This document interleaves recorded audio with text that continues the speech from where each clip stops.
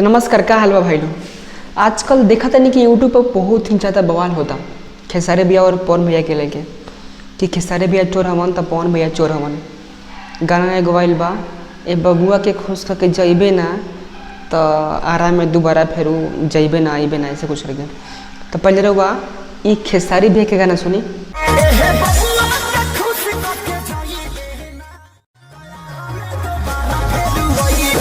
तो ई रहा खेसारी भैया के गाना। अब रहुआ तनी हई पवन सिंह के गाना सुन ले।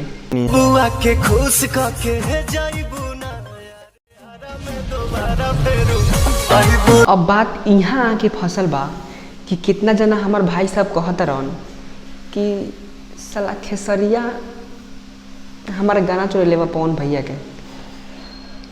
अरे बुरबक, गाना सुन लो हस ठीक से कि यही खेसारी भैया गाना चोरे लेवा कुछ कह दे बस। गाना भाई साहब हम सुननी हम वो गाना में मानता नहीं कि पहिलका लाइन मैच करता। पहिलका लाइन बबुआ के खुश करके पता ना ऐसे कुछ का गाना बा, बहुत बढ़िया लगता। तो जेंगा पहले सब लोग गाना गावता हूँ पहिलका लाइन मैच करता, हम मानता नहीं। उसके बाद तो कौनो लाइन मैच नहीं करत।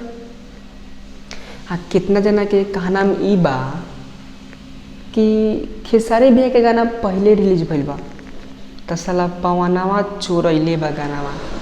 अरे बुरबक सब, पवन सिंह ये गाना जब रिलीज होकर के रहे तो सबसे पहले पवन भैया बतैले रहलन कहवा अपना इंस्टाग्राम पे।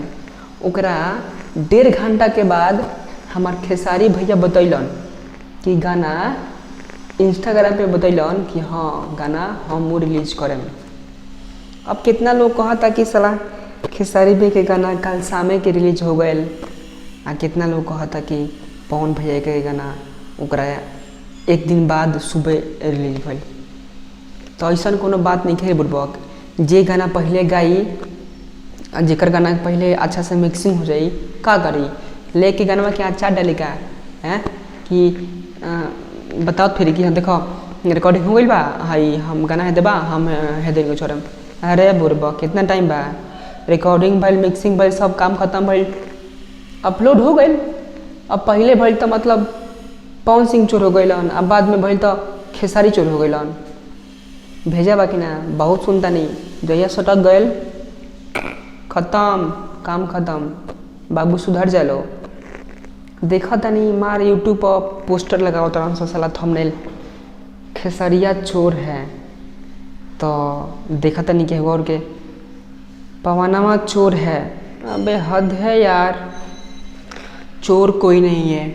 जैसे गाना के पहलका लाइन मिलता दोबारा फिर वही ना, दोनों गाना के मिलता हम मानता नहीं, लेकिन उकरा बाद उमे कोनो ऐसन लाइन एको गो नहीं के जिसमें खेसारी भाई के और पवन भाई के वर्ड मैच करे।